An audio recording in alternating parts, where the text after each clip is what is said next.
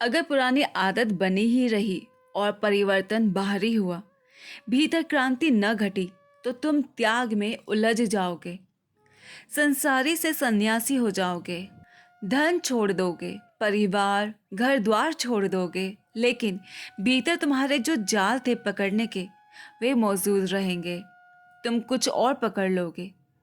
एक लंगोटी काफी है, कोई साम्राज्य नहीं चाहिए पकड़ने को।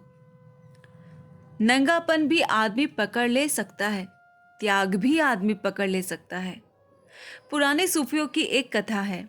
एक सम्राट जब छोटा बच्चा था, स्कूल में पढ़ता था, तो उसकी एक युवक से बड़ी मैत्री थी। फिर जीवन के रास्ते अलग अलग हुए।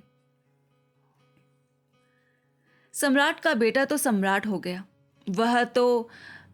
वह जो उसका मित्र था वह त्यागी हो गया, वह फकीर हो गया। उसके दूर दिगंत तक प्रशंसा फैल गई, फकीर की।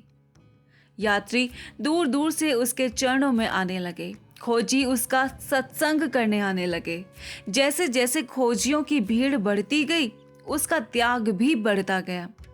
अंततः उसने वस्त्र भी छोड़ दिए, वह दिगंबर हो गया।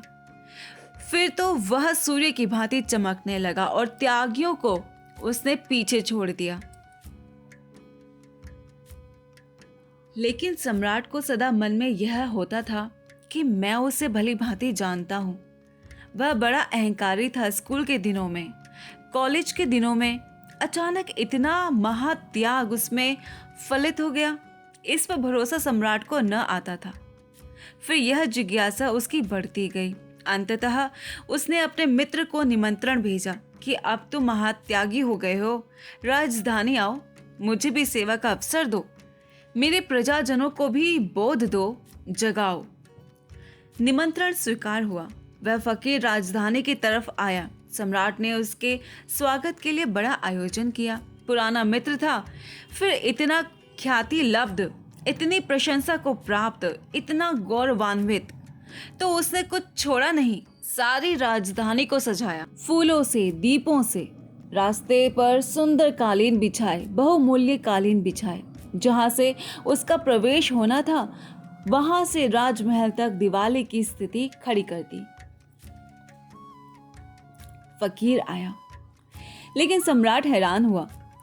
वह नगर के द्वार पर उसकी प्रतीक्षा करता था, अपने पूरे दरबारियों को लेकर, लेकिन चकित हुआ। वर्षा के दिन न थे, राहें सूखी पड़ी थी, लोग पानी के लिए तड़प रहे थे और फकीर घुटनों तक कीचड़ से भरा था। वह भरोसा न कर सका कि इतनी कीचड़ राह में कहाँ मिल गई और घुटने तक कीचड़ से भरा हुआ है। पर सबके सामने कुछ कहना ठीक न था। दोनों राजमहल पहुंचे। जब दोनों एकांत में पहुंचे तो सम्राट ने पूछा कि मुझे कहें, यह अड़चन कहाँ आई? आपके पैर कीचड़ से भरे हैं। उसने कहा, अड़चन का कोई सवाल नहीं। जब मैं आ रहा था तो लोगों ने मुझसे कहा कि तुम्हें पता है, तुम्हारा मित्र सम्राट अपना वैभव दिखाने के लिए राजधानी को सजा रहा है। वह तुम्हें झेपाना चाहता है, तुम्हें कहना चाहता है तुमने क्या पाया, नंगे फकीर हो, देखो मुझे। उसने रास्ते पर बहुमूल्य कालीन बिछाए, लाखों रुपए खर्च किए गए हैं। राजधानी दुल्हन की तरह सजी है। वह तुम्हें दिखाना चाहता है, वह तुम्हें फीका करना चाहता है। तो मैंने कहा कि देख लिए ऐसा फीका करने वाला। अगर वह बहुमूल्य कालीन बिछा सकता है तो मैं फकीर हूँ। मैं कीचड़ भरे पैरों से उन कालीनों पर चल सकता हूँ। मैं 2 कौड़ी का मूल्य नहीं मानता। जब उसने ये बातें कही तो सम्राट ने कहा, अब मैं निश्चिंत हूँ। मेरी जिज्ञासा शांत हुई। आपने मुझे तृप्त कर दिया, यही मेरी जिज्ञासा थी। फकीर ने पूछा, क्या जिज्ञासा थी? यही जिज्ञासा थी कि आपको मैं सदा से जानता हूँ। स्कूल में, कॉलेज में आपसे ज्यादा अहंकारी कोई भी न था। आप इतनी विनम्रता को उपलब्ध हो गए, यही मुझे संदेह होता था। अब मुझे कोई चिंता नहीं। आओ हम गले मिले, हम एक ही जैसे हैं, तुम मुझ ही जैसे हो, कुछ फर्क नहीं हुआ है। मैंने एक तरह से अपने अहंकार को भरने की चेष्टा की है सम्राट होकर। तुम दूसरी तरह से उसी अहंकार को भरने की चेष्टा कर रहे हो। हमारी दिशाएं अलग हो, हमारे लक्ष्य अलग नहीं। और मैं तुमसे इतना कहना चाहता हूँ, मुझे तो पता है कि मैं अहंकारी हूँ। तुम्हें पता ही नहीं कि तुम अहंकारी हो। तो मैं तो किसी न किसी दिन इस अहंकार से ऊब ही जाऊंगा। तुम कैसे ऊबोगे? तुम पर मुझे बड़ी दया आती है। तुमने तो अहंकार को खूब सजा लिया। तुमने तो उसे त्याग के वस्त्र पहना दिए। जो व्यक्ति संसार से ऊबता है उसके लिए त्याग का खतरा है।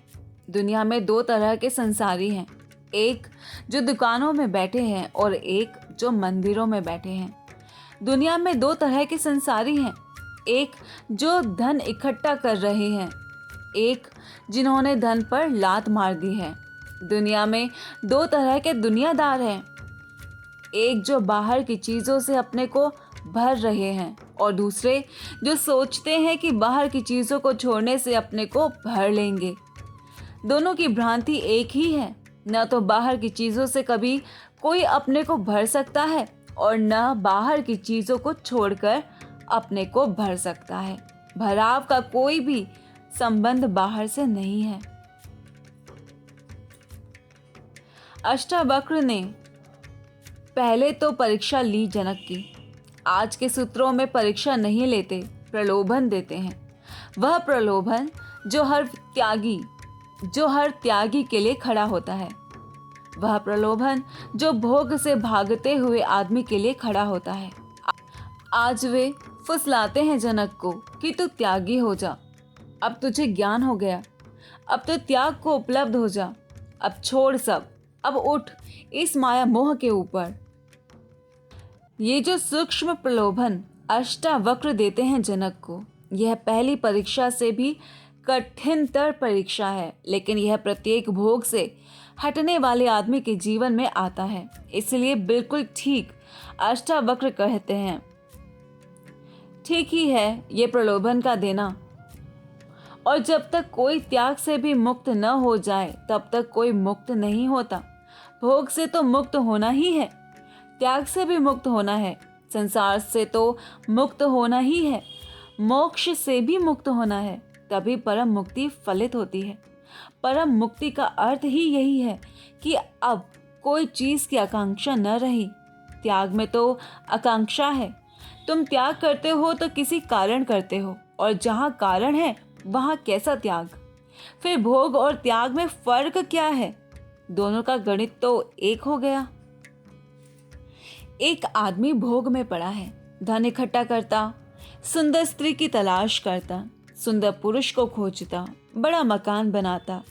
तुम पूछो उससे क्यों बना रहा है, वह कहता है इससे सुख मिलेगा।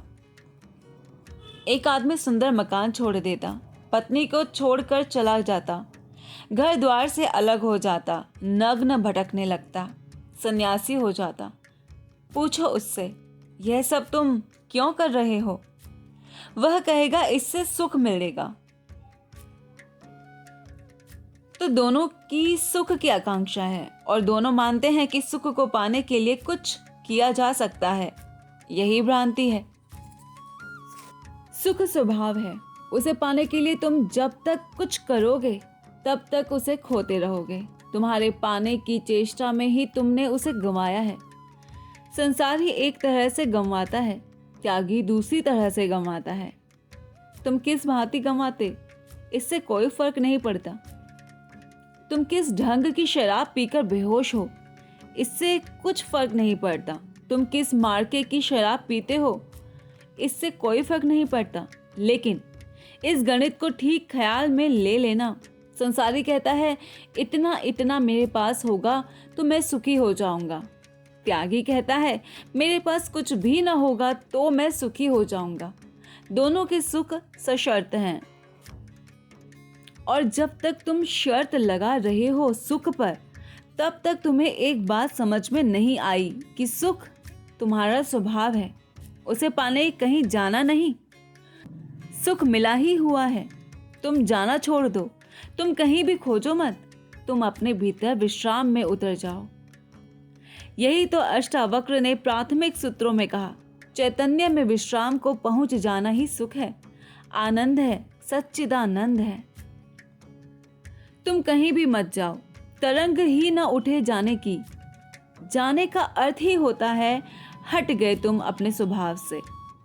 मांगा तुमने कुछ, चाहा तुमने कुछ, खोजा तुमने कुछ, अच्युत हुए अपने स्वभाव से। न मांगा, न खोजा, न कहीं गए, कि आंख बंद डूबे अपने में। जो है वह इसी क्षण तुम्हारे पास है, जो है उसे तुम सदा से लेकर चलते रहे हो। जो है वह तुम्हारी गुदड़ी में छुपा है, वह हीरा तुम्हारी गुदड़ी में पड़ा है। तुम गुदड़ी देखते हो और भीख मांगते हो। तुम सोचते हो हमारे पास क्या, और हीरा गुदड़ी में पड़ा है। तुम गुदड़ी खोलो और जिसे तुम खोजते थे वह चकित हो जाओगे। वही तो आश्चर्य है जो जनक को आंदोलित कर दिया है। जनक कह रहे हैं, आश्चर्य। ऐसा मन होता है कि अपने को ही नमस्कार कर लूं, कि अपने ही चरण छू लूं। हद हो गई, जो मिला ही था उसे खोजता था। मैं तो परमेश्वरों का परमेश्वर हूं, मैं तो इस सारे जगत का सार हूं। मैं तो सम्राट हूं ही, और भिखारी बना घूमता था। सम्राट होना हमारा स्वभाव है, भिखारी होना हमारी आदत। भिखारी होना हमारी भूल है, भूल को ठीक कर लेना है। न कहीं खोजने जाना है, न कुछ खोजना है। तो जब कोई व्यक्ति भोग से भागने लगता है तब खतरा खड़ा होता है। फिर भी वह मांगेगा वही